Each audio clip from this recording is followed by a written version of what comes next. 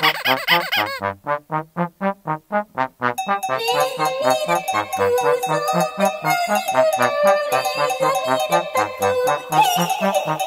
pas grand-chose et ça fait plaisir. C'est pas cocané. Et aujourd'hui, il te parle de rien parce qu'on m'a dit oui, oui, moi tout le temps Paco, comme un perroquet, voilà, tout le temps Paco, et on ne voit plus ses amis, voilà. Alors aujourd'hui, il a fait revenir mon ami Théophraste Le Ballon, voilà, et puis peut-être il y en aura d'autres qui viendront à nouveau, et qui va te parler de philosophie, bien entendu, parce que c'est important la philosophie, et que ça va te passionner, parce qu'il est passionnant, et puis je me tais. Et n'oublie pas que si tu as des questions sans réponse, tu peux me les poser, hein. Voilà, à bientôt. Ça va aller, ça va aller.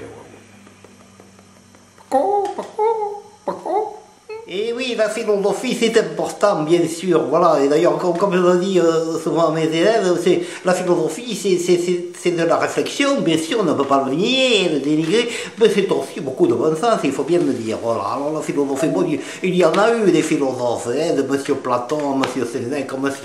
Socrate, voilà, et puis aujourd'hui, toutes sortes de philosophes, même chez nous, il y en a, hein, M. Finkielkraut, M. Lévy, M. Serre, voilà, Monsieur Nietzsche autrefois, voilà, qui n'était pas de chez nous, lui, et puis qui a encore Monsieur Onfray, comme je dis à mes élèves aussi, qu'est-ce qu'on ferait sans Onfray, ouais, malgré son dénigrement actuel de Monsieur Sigmund Freud, sous prétexte qu'il aurait cassé des caves, etc. Bon, on l'aime bien, monsieur Onfray, voilà. Et aujourd'hui, je vous parle de quoi? Je vous parle d'un temps que le moins de 20 ans... Non, c'est pas du tout ça, je m'embrouille, Et puis, en même temps, il ne faut pas faire trop long, parce que sinon, on n'est plus écouté, voilà. Alors, donc, je vais faire court.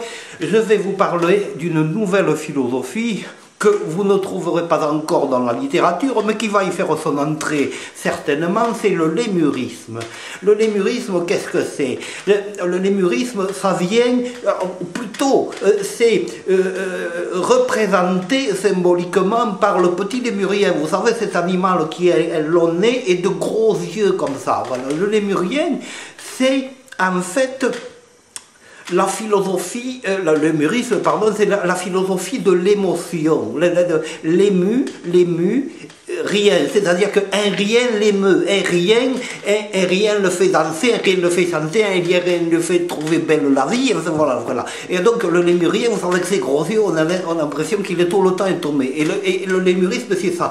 C'est la philosophie qui consiste à s'étonner de tout, à chaque instant, ou au moins une fois dans la journée. Voilà, voilà, comme mettre de la beauté dans sa vie, comme dit M. Serre, qu'est-ce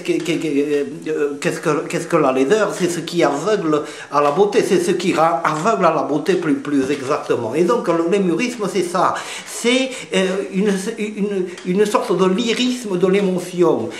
Dans le bouddhisme, il y avait l'éveillé, n'est-ce pas, qui était M. Bouddha, c'était l'éveillé. Eh bien, dans le lémurisme, il a l'ému, n'est-ce pas, qui s'émeut devant tout, qui s'émeut devant toutes sortes de choses. Voilà. Il faut s'émouvoir, il faut garder cette capacité d'étonnement que nous avions quand nous étions enfants et que nous perdons petit à petit à nous blasant de tout, n'est-ce pas? Tout devient routinier, il faut sortir de la routine. Voilà ce que dit le lémurisme, voilà.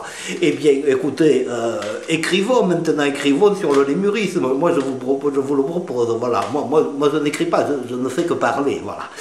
Et la prochaine fois, peut-être je vous parlerai de M. Onfray, justement, voilà. Hein, qu'est-ce qu'on ferait sans lui?